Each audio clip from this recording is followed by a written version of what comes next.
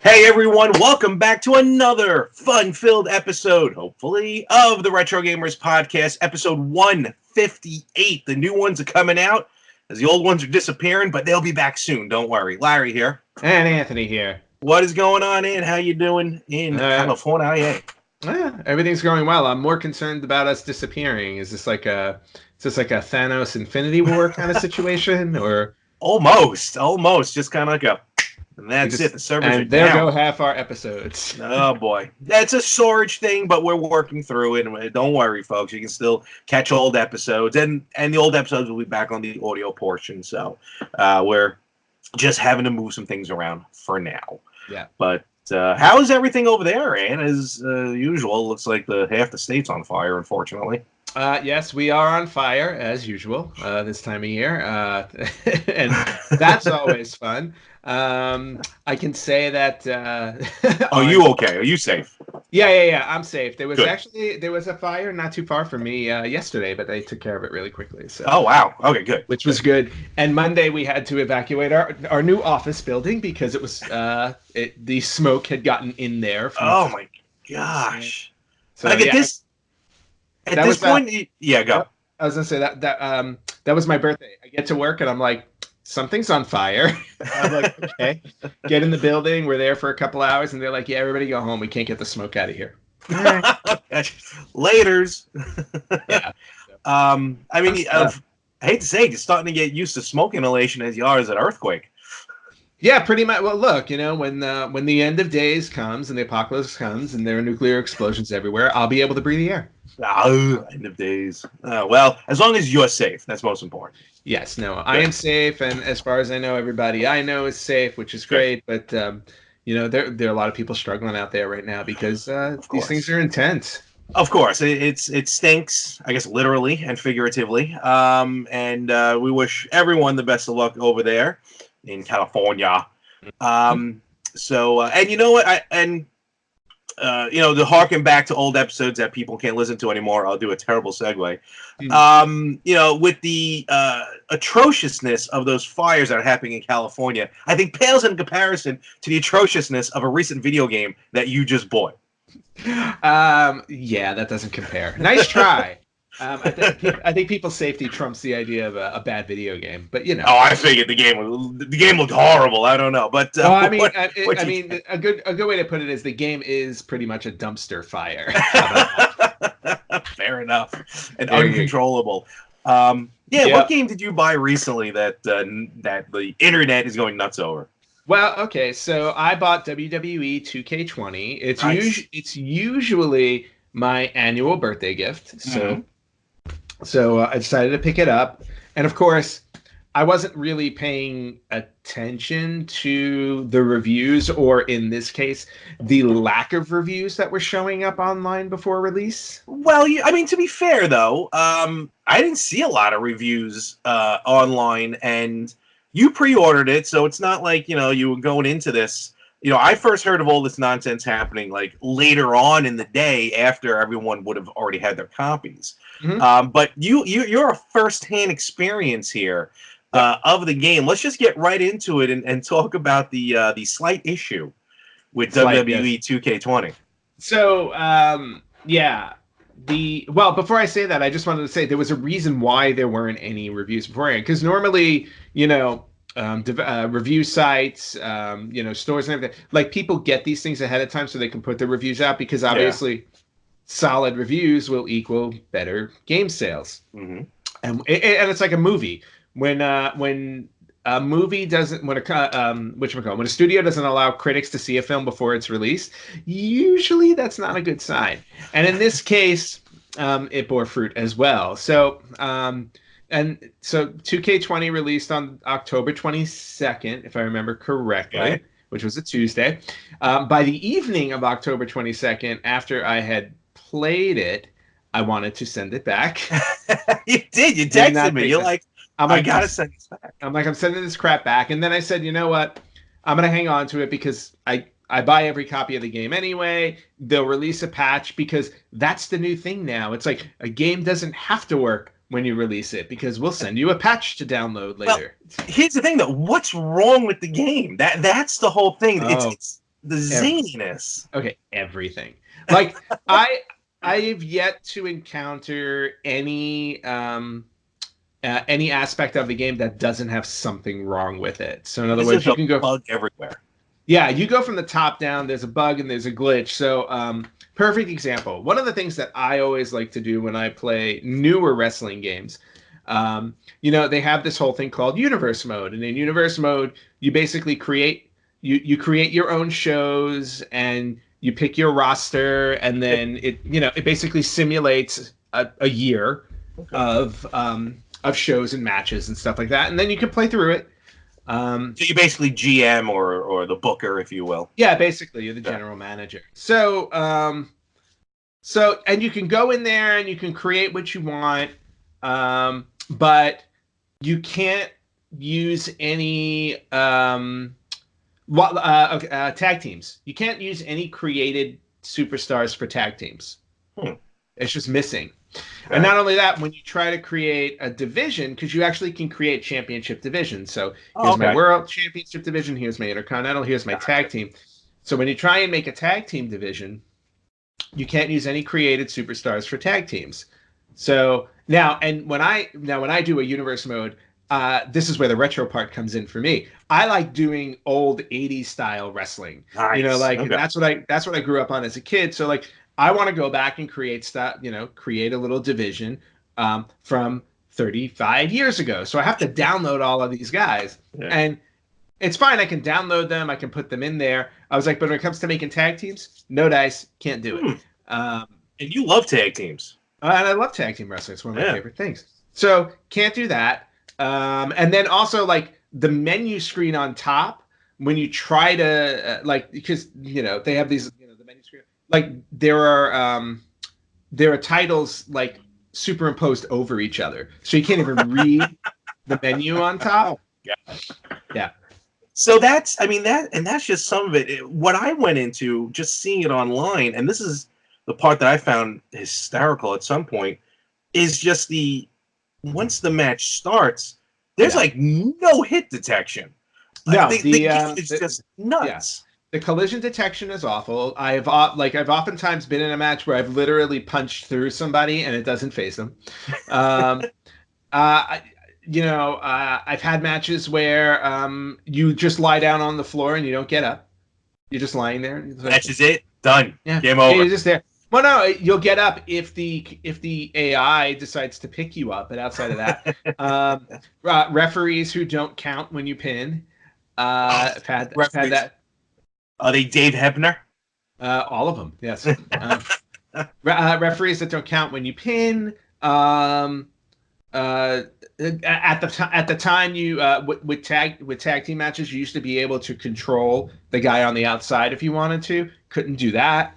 The funny ones I saw was just something happened. The glitch. I mean, glitchy is just. I don't know if there's a word above glitchy, but we need to invent one because it just there's a cat I don't know, whatever character, I think it was Becky Lynch I saw, was just going around the ring like this, just circling the ring for no reason. The middle rope is all over the place. Well, that was a tornado match. Okay, literally, quite literally. A tornado set down in the ring, and just that's what happened. Now I've seen that one. There's the one where Charlotte Flair is she's doing some type of I think it's a pinfall. She's trying to pin somebody, and the referee is stuck behind her, and it looks she's kind of looks like they're getting busy. Or Friday would not be happy. Right. Weapons like steel steps going through the floor, wrestlers sinking into the mat, just lowering down. And it's they're it's unacceptable things. Like how you get this out into market with all of these glitches is completely unacceptable for any type of company. I mean, it was so bad that Sony was giving refunds to people who downloaded the game on launch day. Yeah, on launch day, you actually were able to, if you wrote them and said, I downloaded this game, it does not work, I can't play it at all, they were issuing refunds that day. That's how bad this one was. Yeah, this was terrible. And you're right. It's one thing nowadays. I almost get, whether it's games or movies, I know where you're coming from with saying where, like, if they don't allow a preview beforehand.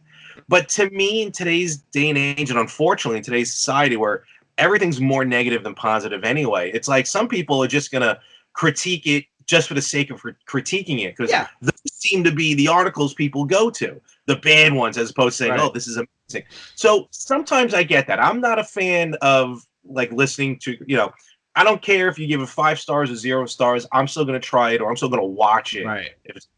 So that's one thing. Here's the thing, though. We're talking about professional reviewers. I'm not talking about, like, online trolls who are just going to rip it, because let's face it, there are people out there who are always going to look at something and say, these are all the things that are wrong with it. Reviewers, though, they have a job to, actually review it properly. So I mean, that's the part I'm talking about. It's like when you're holding it back from actual professional video game site reviewers, I'm like, then it brings it into question where you're like, this game probably isn't going to be good. Also, again, I agree. I hear where you're coming from. I agree with you.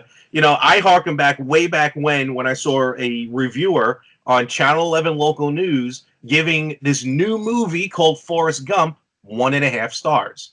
So, it's like, ever since then, I'm like, that don't make sense. Wait. You like that movie? Forrest, oh my God, of course. I could have met the little Forrest Gump and little Jenny at Chiller Theater, but I didn't know where they were, and I didn't have any money left.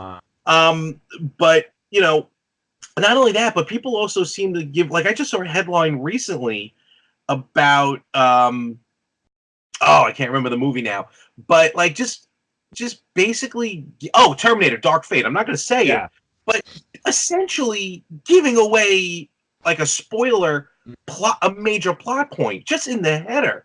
Like, come on, people. Like, so that's why, again, I'm not in the business, and so of course you understand it a lot more than I do. So I'm an outside vision of it. But sometimes I feel like, all right, maybe 2K, they either knew that this was happening, they had a deadline to push, even though it's nothing new for companies to come out and say, look, we need some more time. But with a sports game, it would need to be on schedule like that. Right. But just the fact that this came out, and then 2 days later, like a 12 gig patch or something comes out. Yeah. So a couple days later, they came out with a patch. No, I'm sorry. Day of, there was a patch to download, but it wasn't to fix any of these issues. It was more. Right. No. They basically, like, if you haven't had enough of them, here's some more. No, they released a patch yesterday, and when I say yesterday, I mean Friday, November 1st, because we're recording on Saturday, to address the following issues. So just listen to this list really quickly. And mind you, it's a very top of the line list. They don't get into the details, but here's the patch from yesterday alone. Fixed game. This what? Fixed game done. Fixed game, right. The patch addresses reported concerns regarding the following issues, and we expect to roll out additional patches in the near future to address additional concerns. Reported concerns. I mean, come on. Clearly, no one was testing the game. Yeah. Go ahead. No, I mean, and even like when they found out that there were issues, like the response from 2K was like, "Oh, well, we understand that some people are having some concerns with the game, and we will look into these and take care of them." It was like as generic a response as you can get. I'm like, you guys should be in politics. Okay. A long time ago, I was in customer service, somewhere different, and trust me, those are the cookie cutter answers that you do have to give. So stick to the script. Totally get it. All right, so here's the list: gameplay and controls. that's A through Z. That's it. Done. That's it. That's pretty much everything. It's like, we understood we messed up the gameplay and the controls. Short of really giving you a different game in the box that you bought, how else are you going to change it? All right. Okay. So that's the first issue. Second issue, graphics and clipping.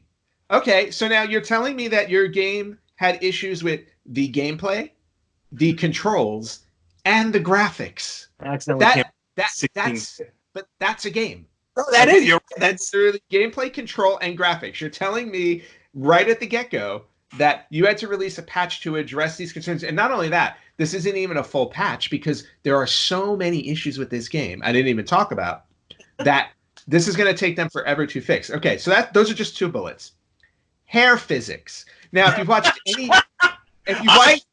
I will be damned if hair physics in my game is not messed up.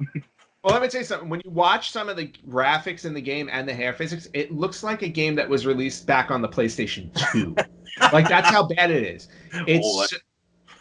I'm telling you, you can go look up video clips of this game. Yeah, just for the entertainment value alone. All right, that's the 3rd bullet point. I'm nowhere near to done. Bullet point number 4, adding the Benny Hill theme now to every match. Oh my god, that would be awesome. I want to do that. Yeah. Okay, so number 4. Hit detection and aiming. Again, we talked about that before. You couldn't even aim at people properly. It was amazing.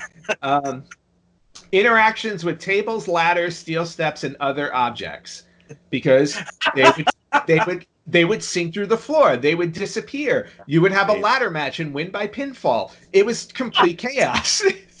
TLC 2012. Okay. Referee actions. So hopefully the referee isn't going to be humping the female superstars anymore. I hope not. Good lord, especially on the Switch. I know, it's just crazy. On-screen button prompts. So like there are parts of the game where like you're in a submission and you have to press certain things and whatnot. Okay, or you're getting pinned and you have to press something. That was screwing up. To be fair, I've always screwed that up. Yeah, but well, that's because you're not good at it. That's a totally different story. We can't patch you. Oh, God. If only we could. All right. Please. I'd be busy patching myself. All right. Characters warping, in quotes. Characters warping or moving unnaturally around the arena. Right, so that's your whole tornado thing or get stuck and whatnot. Crashes and freezing, which, by the way, they have not fixed completely. I've already encountered more of that. Image downloads. There's a whole thing in the game where you can take your photo and download it, and then it'll scan you into Creative Wrestler. Did not work at all. Entrances and attires. Because entrances, you would come out and like things would be frozen, or characters would have like weird warped heads, or there are images you can see online of where somebody's eyeball is down here by their mouth, but you can see the trail of their skin. Ooh, creepy. Yeah, it's really weird. Entrances and attires, universe mode editing and saving, which is one of the issues I'm still having. Custom and created superstars and creation modes, which is still an issue. I'll tell you in a second. Commentary and sound effects. The commentators will commentate on stuff that's not even happening in the ring. Or they'll talk about people who aren't in the match. Or it's just like, it's on TV. Well, no, it's like, it's like, welcome to WrestleMania, and you're like at a house show. It's like, okay, we've lost a step here. And the last thing they have on here is online stability, matchmaking, desyncs, and lag. So there was a lot of stuff. There were a lot of issues with online play. Now, just circling back to a couple of things. Custom and created superstars. Now, I download a lot of custom superstars because I like to create my own universe mode. Even back to WrestleMania 2000 and No Mercy, you loved creating characters. Oh, yeah. I want my hours. We would spend hours just creating characters. Oh, yeah, because we wanted our game to be as up-to-date as possible. And now you have the ability to do it a lot quicker because you have so many people online that are making characters and uploading them. So, of course, I go in, I'm starting to look for guys, and my universe mode is broken into 3 sections: 80s WWF, WWF New Generation, which is that mid-90s weird kind of spot, and then Attitude Era. I was like, those are I'm unfamiliar with this WWF. I'm not sure what you're talking about. Well, that's okay. Pandas, fighting pandas. So, and then the Attitude Era, which was the late 90s that everybody knows about. So it's like I'm focusing basically on the 80s to 2000. Okay. Rating shift. So I'm going through created superstars, and I'm like, I go, who do I want? Okay. Jeff Jarrett pops up, and I'm like, ooh, cool. I was like, and somebody made him as New Generation Double J and as Slapnuts Jeff Jarrett. Okay. Yep. Like the basically the Attitude Era and the New Generation. For anybody who doesn't follow wrestling, I'm sorry you don't understand these things, but there are different eras. So I go to download him, and I get the little download bar, and the download bar goes all the way across, and it gets to the end. And then as it gets to the end, there's a little pink circle that goes around. It's like, when you're finally finishing or saving the download. Yeah. 5 minutes goes by. 10 minutes goes by. It's not going away. Because Jeff Jarrett is actually traveling to your house at this point. Yeah, that's what it is. He's like, all right, I came over to be in the game. What's up? So I'm like, okay, what do I do? The only way to get out of this infinite loop is to go back to your PlayStation menu and shut the game off. Oofa. Now, did it just happen with him? No. Found Owen Hart. Oh, I'm going to download Owen Hart. Nope. Same thing, infinity loop. And then the real kicker, of all the people that get stuck on with my game, I couldn't even download Ahmed Johnson. Now, what the hell? And he's been stuck on an infinite loop. And he's been stuck on an infinite loop forever. I go well, maybe then somebody made him exactly in the game. Other issue with downloading custom superstars is if somebody created a superstar with an article or clothing or something like that you haven't unlocked in the game, it doesn't allow you to download the person. Which I understand. I can almost understand that. However, I bought all of the extra DLC, which unlocks everything in the game, and I still can't download people that are using stuff that hasn't been unlocked. That's the problem right there. Okay. Yeah. So, I mean, needless to say, this game, again, like I said earlier, this game is a complete dumpster fire. I kept it for a couple of reasons. One of them is I assume they'll release patches to eventually fix it so it will be playable. So I'm hanging on to it, holding on hopes that I will actually be able to play the game. Right now, all I'm doing in the game is I'm going in and tweaking what I can to prep it, basically, for when it works. I'm like, but I gotta say, it's like, so I'm already putting hours into the game just setting up my little universes. But at the same time, I'm like, yeah, I don't even know if it's ever gonna work. Oh, one cool thing I will say, one positive thing about the game, and again, I haven't really been playing them the last few years, but there's you can save custom match settings. So in other words, which is kind of cool. So in other words, like I created a Survivor Series match setting so that. Because I love Survivor Series matches, and you could do 4-on-4 elimination tag in the game, but they don't have it set up in the menu. You would have to go into the settings and automatically set it up. Okay. In the match settings. So I set it up, and you can call it whatever you want. So I call it Survivor Series, and now when I do matches, I can go to custom matches and pick that one, which is kind of cool. Yeah. So I like, so there's some cool stuff about the game. Make no mistake about it. But it's riddled with so many bugs.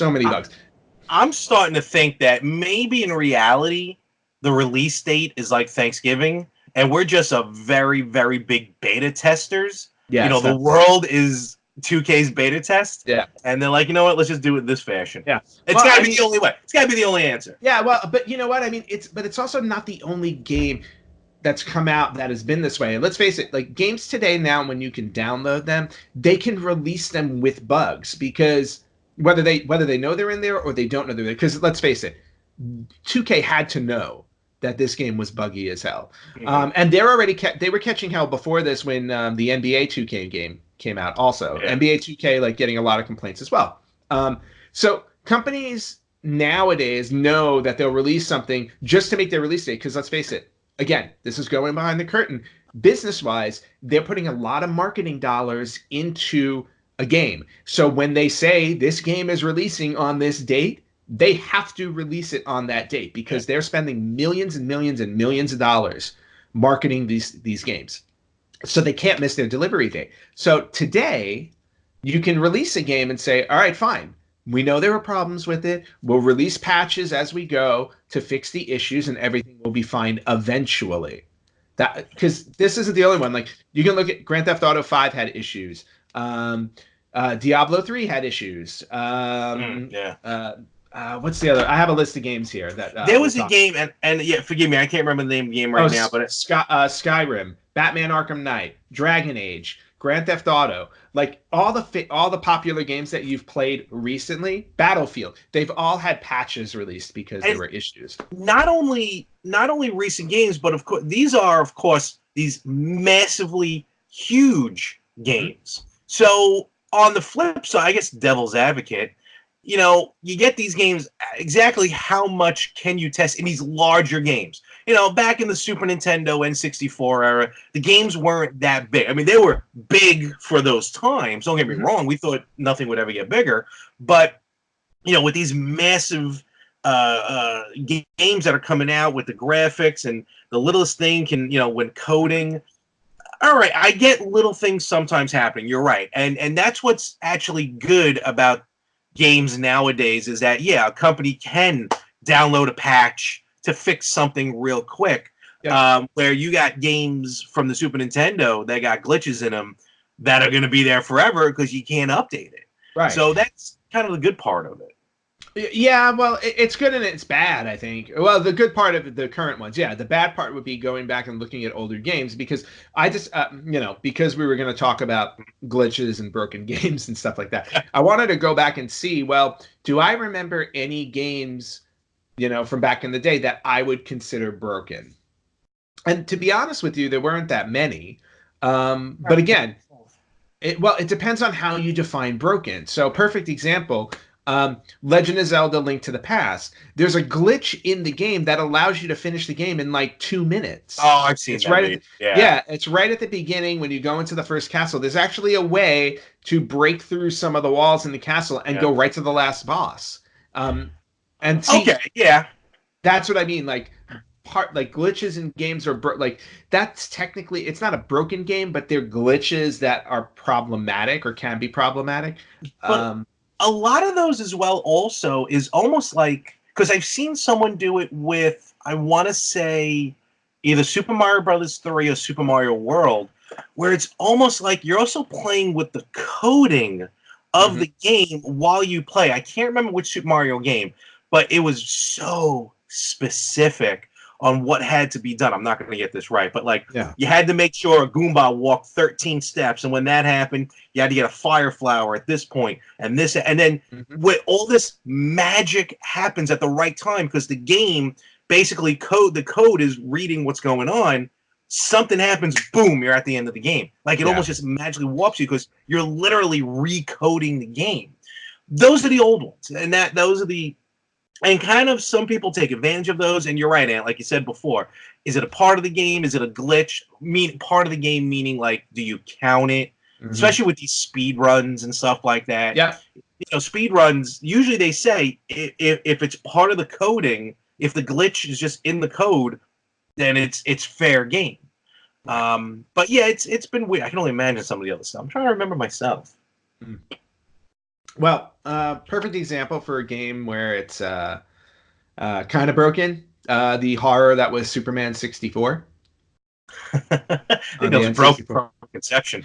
No, but I just mean like the collision detection was bad. Again, there was stuff that just popped in. The objectives were all over the place. You really just couldn't figure out what you were supposed to do in that game. And not to pile on to DC, but the Aquaman game that was on the GameCube. Same issue. And then the Sonic the Hedgehog game that came out in 2006. Which actually wasn't supposed to be a Sonic game. Sega shoehorned Sonic into the game, but Sonic would get like stuck in places and you couldn't continue the game, and you would have to just like reset the game or stop the game and things like there are so many there aren't that many that I go back to and think of these are like broken as in unplayable. There was a game reviewed by the Angry Video Game Nerd. It was some sort of like big rig trucker or something like that. Oh, I have that on my list. Yeah, that is so big rigs over the road racing. Yes. Oh my gosh. Literally you can go straight through the mountain, straight through the bridge, straight through the water. And this thing had a major release. Well, it had a public release. Right. It's wild. Some of the stuff. That's why you don't buy big rig games.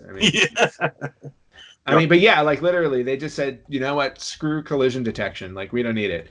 One of my favorite ones that I just read, where is it? Hold on. Oh, it was called 1998, a PC game called Jurassic Park Trespasser, right?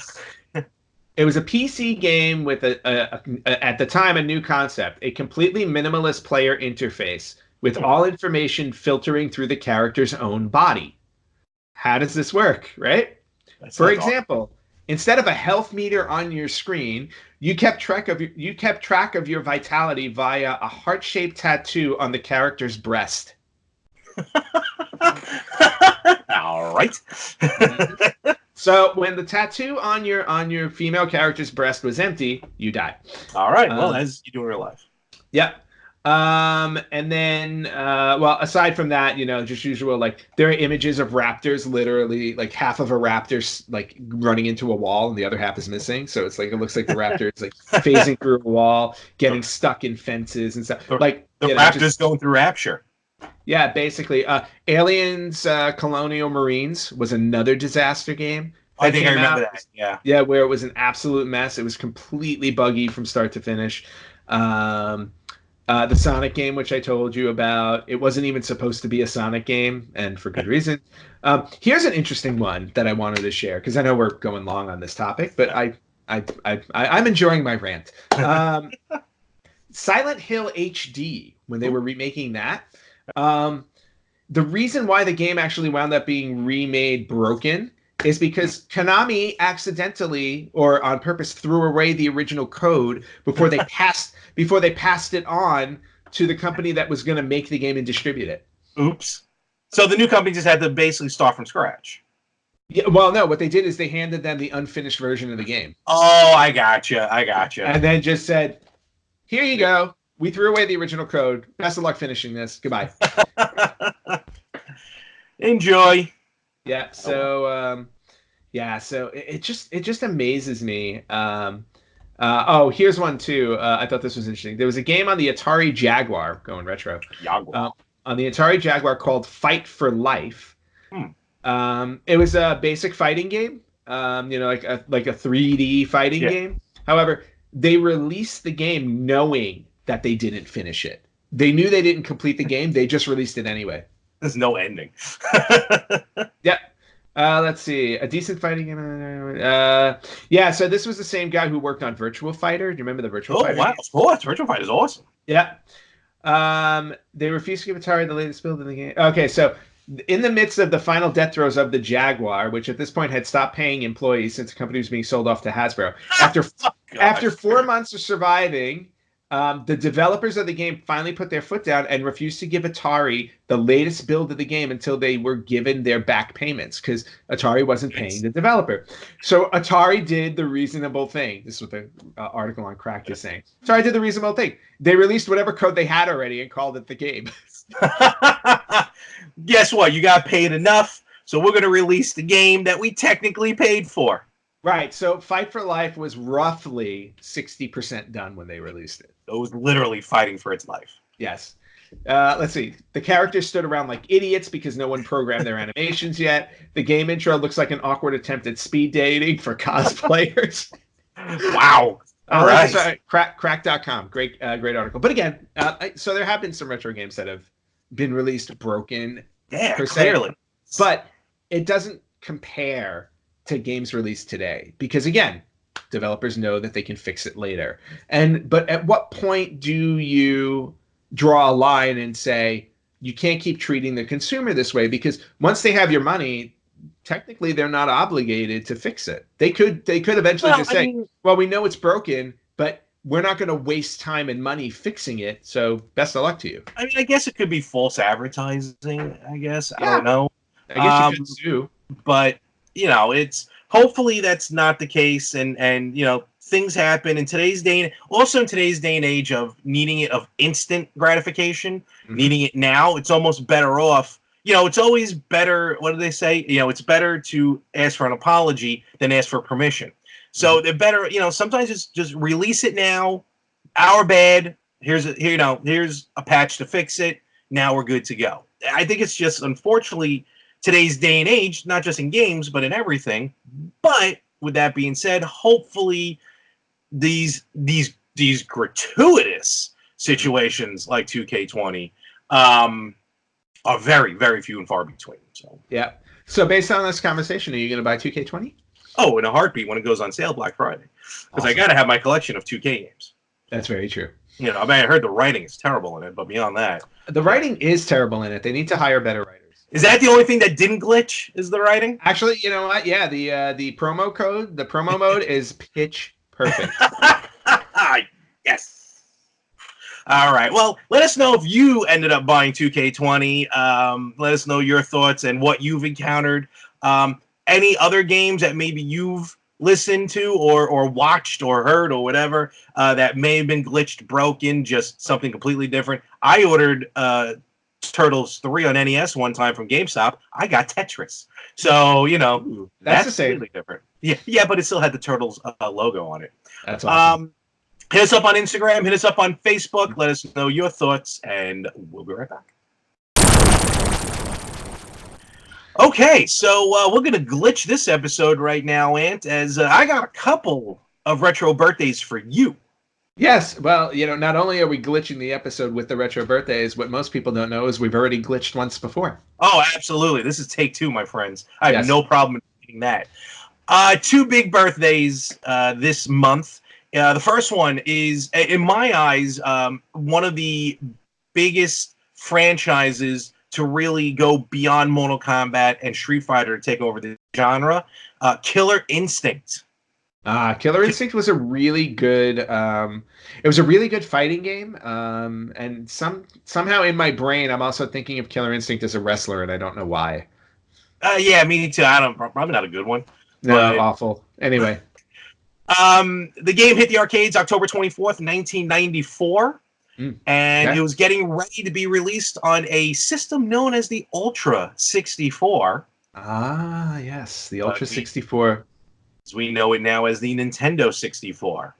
And getting a Super Nintendo port, a Game Boy port, which is very weird.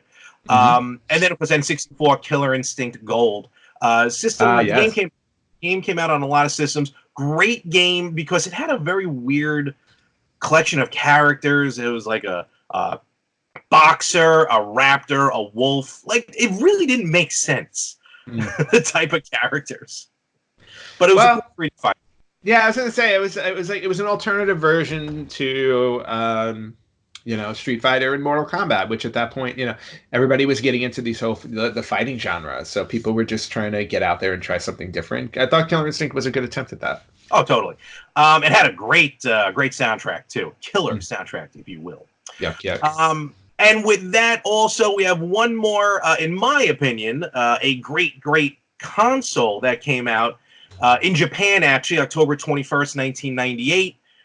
Which was the Game Boy Color. Ooh. So Game Boy Color was the first major overhaul. I mean, you had the Game Boy Pocket, which shrunk the Game Boy, actually made it a black and white screen, a little bit clearer than the original Game Boy.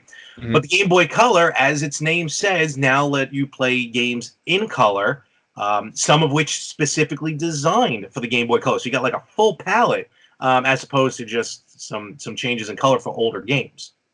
Okay, very cool. Also, one of the first times where I ended up rebuying games, because you'd have the Game Boy version, like Legend of Zelda Link's Awakening or Tetris, and then you get the color version, the DX version. So that's where right. That was Nintendo, probably one of Nintendo's earliest attempts at just trying to hoodwink people for buying the same game over and over again. Of course. And it works. And it works very well. Fun fact, the best-selling game for the system, shocking, Pokemon Gold and Silver. Not surprising at all. So the Game Boy and Game Boy Color sold 118.69 million units between them, over 500 million games being sold in total. So the Game Boy Color, and it was backwards compatible, so you can see it as a Game Boy just with a little bit of a kick to it. Cool. Very cool. Yes. And so happy birthday to Killer Instinct, happy birthday to Game Boy Color, and that's this week's Retro Birthdays. All right, good stuff. We're making it through this glitch-heavy episode. Yeah, there have been quite a few bugs in the episode itself. Forget about the topic. Yeah, there really have been. It's been as we go through. And then with the... You know what? There's one big bug in this program, and I think it's been here every week or almost every week. How dare you? What? Entertaining the masses. Who said I was talking about you? Feel guilty about something?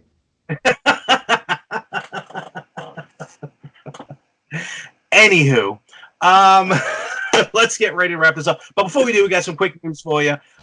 One of which is, I'm going to tell you right now, because there is no bugs to it whatsoever, except for the ones that you suck up in the vacuum.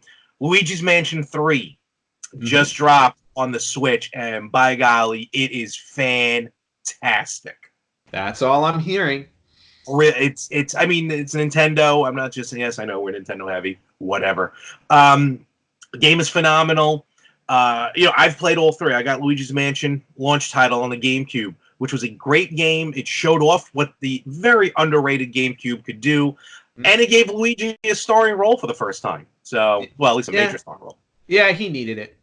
Luigi's Mansion Dark Moon was released on 3DS, the sequel. Again, another blockbuster. If you have a 3DS and if you haven't played Dark Moon, definitely check it out. Well worth it. And then now we have Luigi's Mansion 3, which, of course, takes the power of the Switch and just blows it up with the graphics and the gameplay and the style. Multiplayer, haven't had a chance to play yet.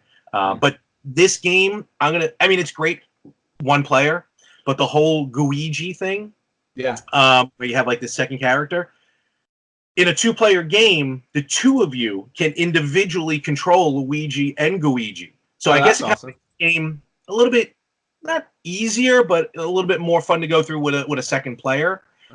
As far as I know, that part's local multiplayer though, not online. Okay. So you actually have to have a physical friend if you want to do that part. Yes. Yeah. Awesome. I'm sorry, Larry. I know. It's you child. What can I say? As I say, who am I to speak?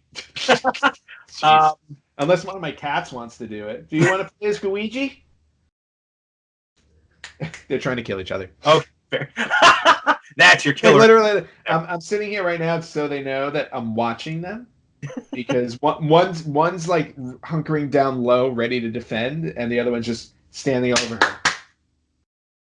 Come on. All right. Bring it up. Round 1. Fight. Right? No flawless victories here once the claws come up. Boo. But still go get Luigi's Mansion 3. Absolutely well worth it. Game is fantastic. Very cool. Yeah. It's definitely on my list now. I've never played the original one on GameCube, and I've heard how great it is. It's one of the ones that it's like a game I need to buy so I can play it. With the success of this, who knows if they'll re-release those too on the Switch? Luigi's Mansion and Dark Moon. That's entirely possible. So, so I may just wind up getting it for the Switch if it comes out. We'll see. Time will tell, as it always does with everything. But cool. Nice to hear a game that's actually good. And speaking of a game, another game. I didn't mention this to you earlier, but there's a game that came out on Halloween that I've been waiting 15 years for. Wow. That's long development. There better not be a single glitch in that game. There better not be. But why do I have a feeling there might be? I haven't played it yet, but I've talked about how I have been a big fan of The Seventh Guest. That was one of my first full motion video, first person puzzle games. And then there was a sequel to it, which wasn't as good, but I still enjoy it, called The 11th Hour. Now, way back in 2004, way back in 2004, somebody started a fan site saying that they wanted to make a sequel to the game as just a fan, just a fan making a game, the way that people make homebrews.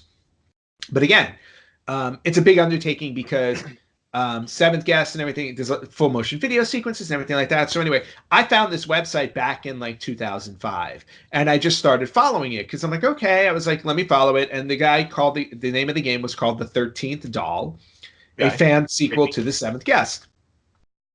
Years go by. The guy would update every once in a while and say, hey, look, I'm doing this in my spare time. I don't have a lot of time to work, to work on it and everything. But then he started getting other people who were fans of The Seventh Guest saying, hey, we would love to pitch in and help. Oh, wow. And so he started getting other people that were starting to develop it, and it started to steamroll to the point where now we're talking 7, 8, 9 years down the line where he's like, okay, we're actually putting this together and it's going well. So they opened this Kickstarter page asking people if we're going to make the game, but we need funds in order to finish it. They raised the money they needed for the game. I was a Kickstarter backer as well. Okay. Because I'm like, I've been following this for so long. I want to play the game. So 4 or 5 years ago, they did the Kickstarter, got the money they needed. It took them longer than they planned on doing it. It was only supposed to take a year or two to finish. It took them up until October 31st, 2019, where the game finally became available on Steam. So you can now buy the 13th Doll, a fan sequel to The Seventh Guest. Now, not only that, but the company Trilobite actually wound up supporting them and allowed them to release this game. See, that's cool. Very important. That's cool. Yeah, because Trilobite owns the rights to the original game, so the only way they were going to be able to release it was with their blessing. Yeah. They obviously got their blessing before the Kickstarter, otherwise they wouldn't be able to do it. On top of that, for the full motion video sequences, obviously they needed actors to, shoot the sequences. Are you in the movie? Yeah, no. I did not back them up at that level. Oh, you were able to though. Oh, I'm sure you could. Yeah. For like $5,000 or something like that, you were able to be in the game.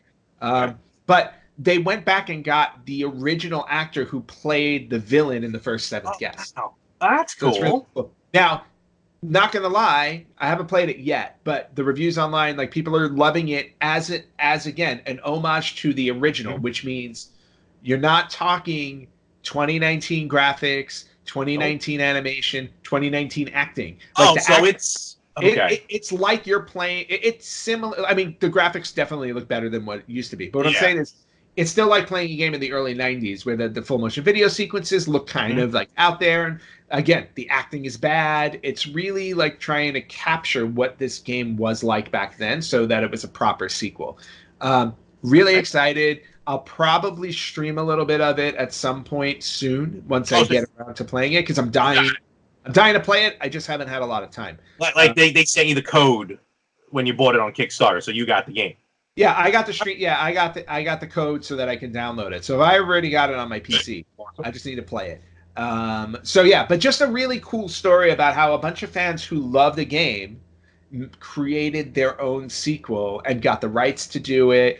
And it's just an amazing story for a game like 15 years in the making. No, that's definitely cool. Here we go. I'm trying looking up.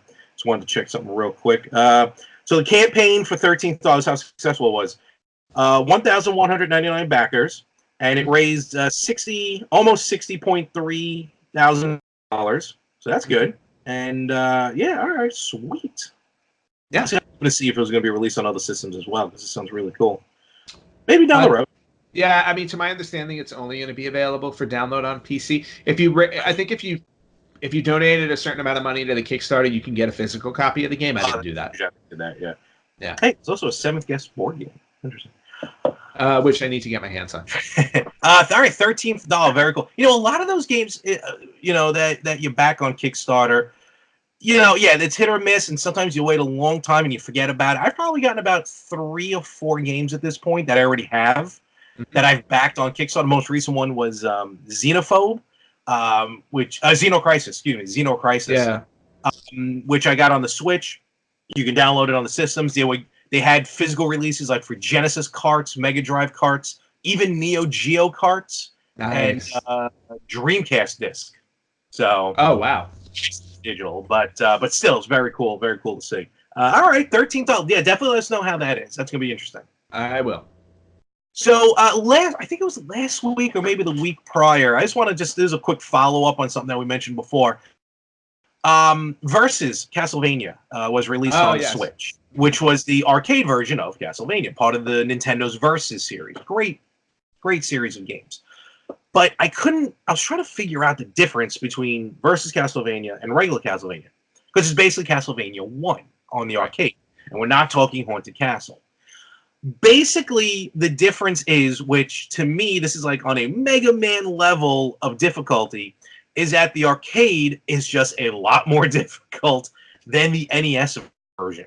Well, of course. And the NES version was tough. So, that there's no real difference in the board or the level or anything. Even Versus Super Mario Brothers had a little bit of tweaks on them. But yeah, it's considerably harder. The enemies deal double damage. Oh wow! Versus Castlevania than it does on the NES version. They wanted your quarters. Oh, absolutely. And the color palette's a little different. Color palette almost looks like Castlevania 3. But nevertheless, definitely, if you want a harder version of Castlevania, check out Versus Castlevania. Understood. I'll pass. All right. Let's tag back over to me. So something interesting happened on Amazon a few days ago. So apparently a bunch of Amazon third-party stores that were trying to sell Nintendo products on their third-party stores received some type of letter. And the letter stated as follows. As part of our ongoing efforts to provide the best possible customer experience, we are implementing approval requirements for Nintendo products. Effective on October 31st, 2019, you will need approval to list the affected products. If you do not obtain approval to sell these products prior to October 31st, 2019, your listings for these products will be removed. Which sent a lot of third-party sellers up in arms because they're like, what are you talking about? These are because a lot of these people are selling used games, just like a GameStop or a Game On or any other store that we go visit. They're just selling used games online. So all of a sudden they get this whole email. 2 days later, Amazon responded about these restrictions, and supposedly, they said it was a mistake. And they said yesterday's email to third-party Amazon sellers was sent in error, and all impacted listings were reinstated within hours. Okay, well, that's good. Which is good, but it also makes you wonder, because we all know how controlling Nintendo likes to be. Very, very. And for Amazon to send out a letter of this magnitude, it's hard to believe it was a mistake. And I'm wondering now if Nintendo is really trying to go out there and strangle the secondary market for games, because retro gaming is now, I think it's kind of passing the fad stage. It's a thing. It's just a thing. There is a retro gaming, there are retro collectors out there. And now collecting retro games is becoming a bigger thing, because from what we talked about this a couple of weeks ago, collectors now are starting to move into the video game industry because as just like a new medium. You got comic books, you got trading cards, you've got records and stuff like that. Video games is just now the next step in this evolution of collecting some type of media. And I wonder now if Nintendo is seeing some type of market for this, and they're trying to take control of it, because this is probably one aspect they've never foresaw as becoming a lucrative industry. I can see what you're talking about on that. Yeah. Could be, but I think it's more Nintendo being Nintendo. Mm-hmm. So. Yeah, you can't sell our stuff again. That's not allowed. Wah. Look, they had a big issue with rental companies, way back in the day when mom and pop video game stores, movie rental stores, starting to rent Nintendo games, and Nintendo was trying to crack down on that. Yeah, but at the same time, but those stores also were paying more money for the games. You have to remember, at the time, video stores would tend to get stuff before it was released to the general public. So, I worked in a video store. Yeah, I remember that. Yep. Yeah, when they bought a movie on VHS, they had gotten it sometimes 3, 4, 5 months before it ever came out for consumer. Mm-hmm. So they would pay hundreds of dollars for a VHS. Oh, yeah. Because the idea was they would make the money back with rentals with profit before it was available for sale. Yeah, but Nintendo tried stopping it. They tried to axe it. Yeah.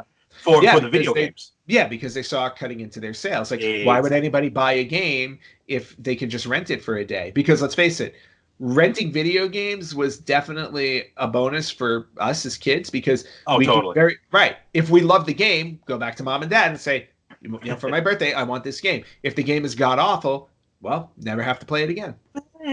And you don't. Well, and you also don't waste $50 on a game that is awful. You only wasted $1.50 or $2 or whatever it was back then. In my day, we had to walk to school uphill both ways. Yes, just to rent a video game for $1.50. It sucks getting old. All right. Well, we'll see. We'll see how Amazon continues with that and screws it up again. Yeah, that'll be fun.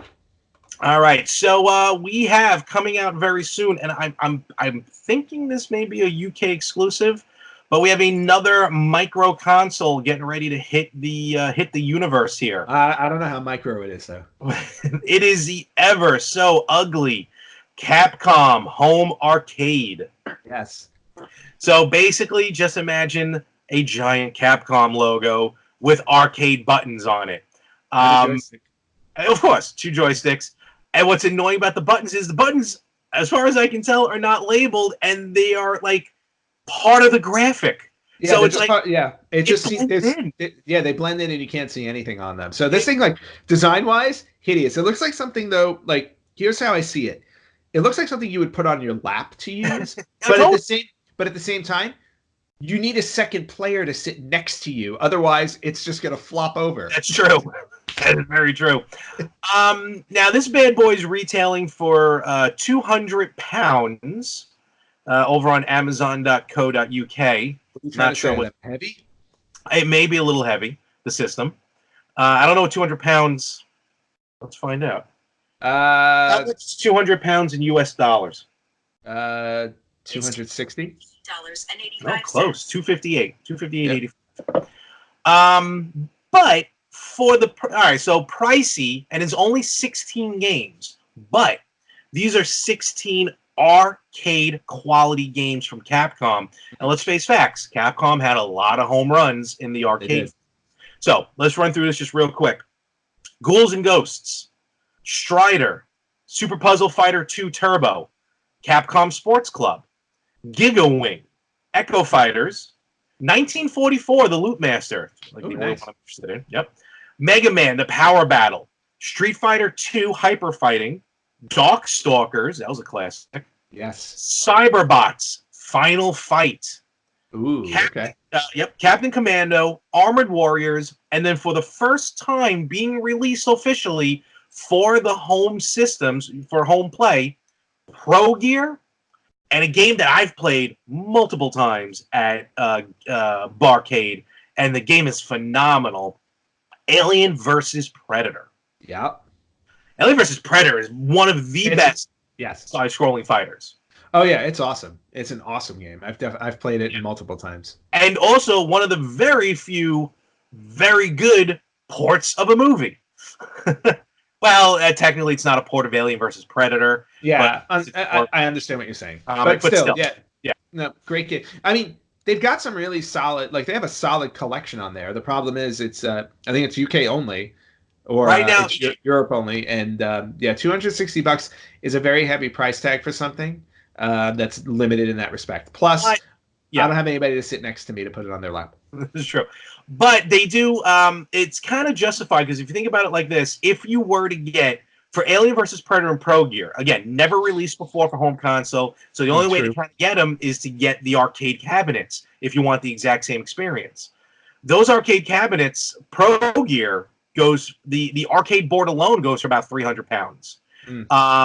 The Alien vs. Predator goes for between £300 and £500, and that's an arcade machine with a CRT monitor that once it's broken, it's done.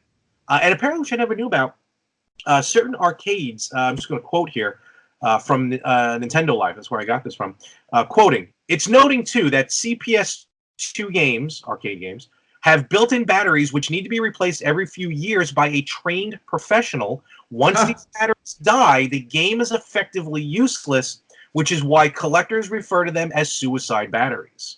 Oh, wow. So, I mean, if you're like into these games, then price-wise, it's worth it for just those 2 arcade games.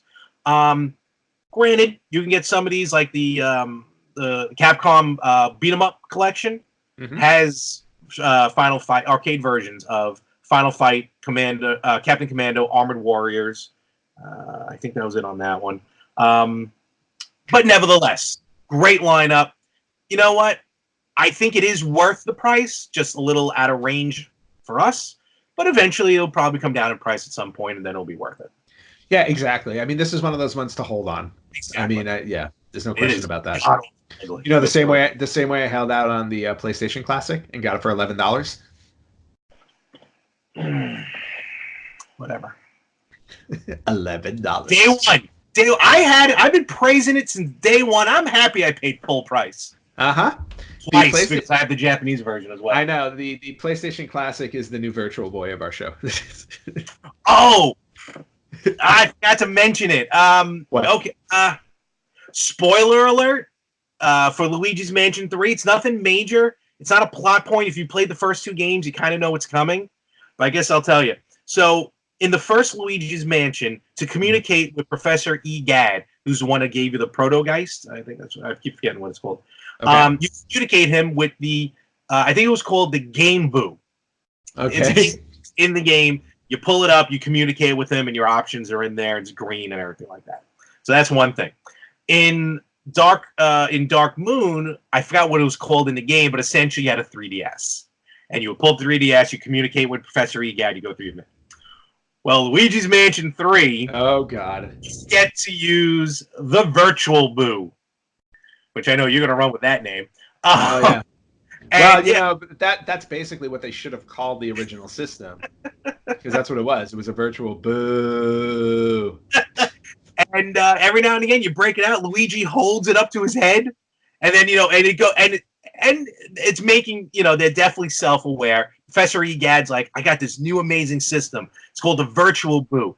It's red. That's the craze. Red. It's all red. And when you go into it, it is all red. It is just that's a fun throwback and everything. But I thought you would get a kick out of that. Very cute. So, all right. I think we got maybe one more thing here. I don't know. I'm done. Okay. I may have a little bit of a fever. I don't know. I may have a little bit of oh yes. Oh no. Sort of now. So filler. That may just very well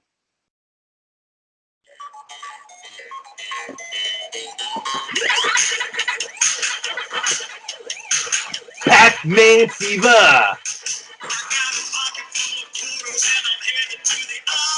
I don't want to pay for that anymore. Okay. Yes. Very important. It does not want to stop. That is an awesome album, actually, by the way. Buckner and Garcia, Pac-Man Fever. Fantastic.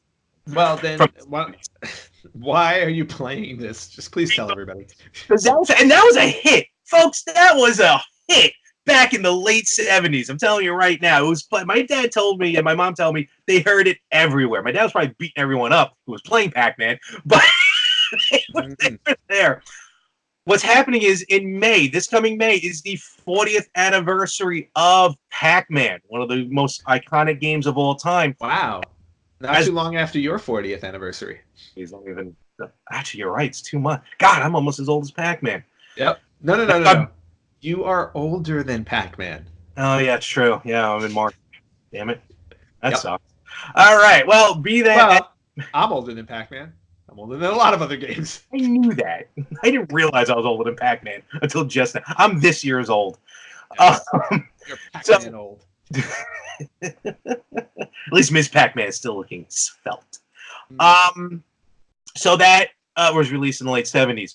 We now currently have, and you can find it on the, looks like the Bando, I can always get this name messed up, Bandai Namco YouTube page.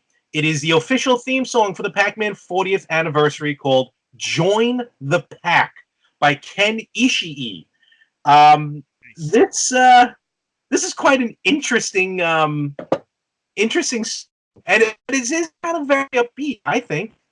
No, it's a very interesting theme, and the music video is fun too.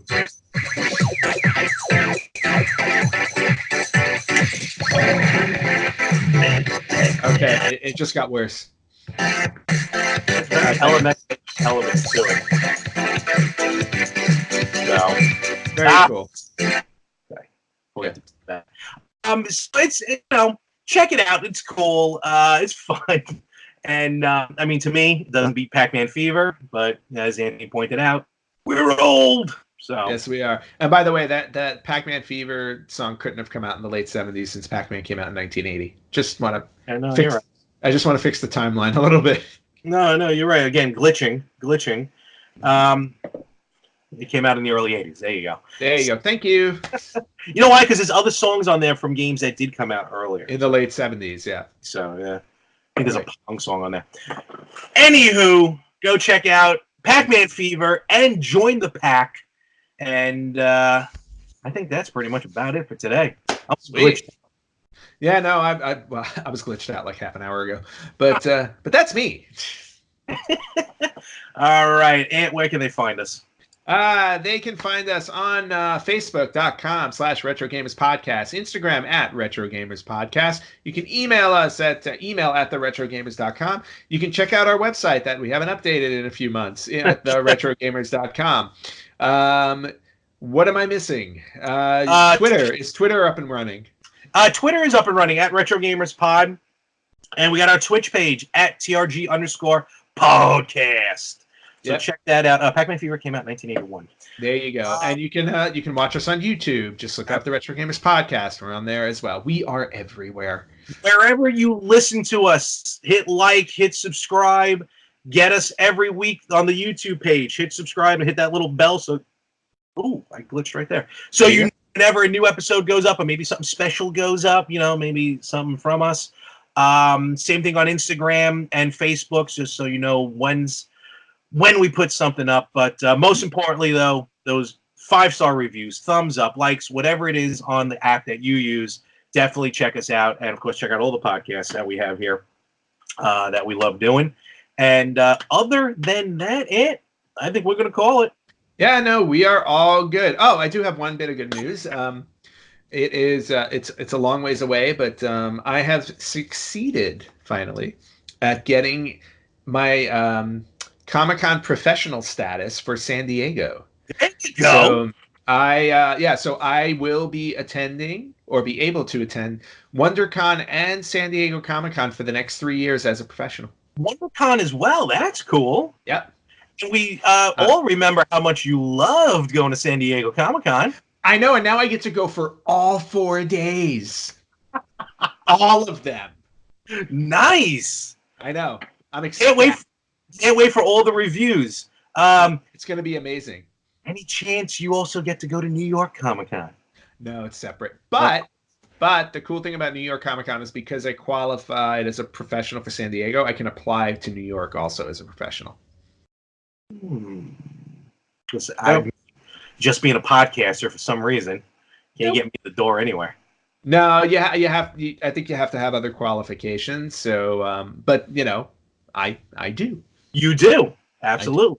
So good news on my part. I'm actually, in all honesty, I'm very excited about it. It'll allow me to not only to go to San Diego Comic-Con, but I can actually leave and go back and leave and go back. Instead of just having to put up with it straight through. For someone who loves comics, who loves the movie industry, who loves video games, you hate Comic-Cons. It's not no. It's not that I don't hate the conventions. I hate the people at the conventions. The convention's awesome. And folks, with that, like us, please, wherever you are, because we want you to listen. And with that, we'll catch you right here next week on the Retro Gamers Podcast.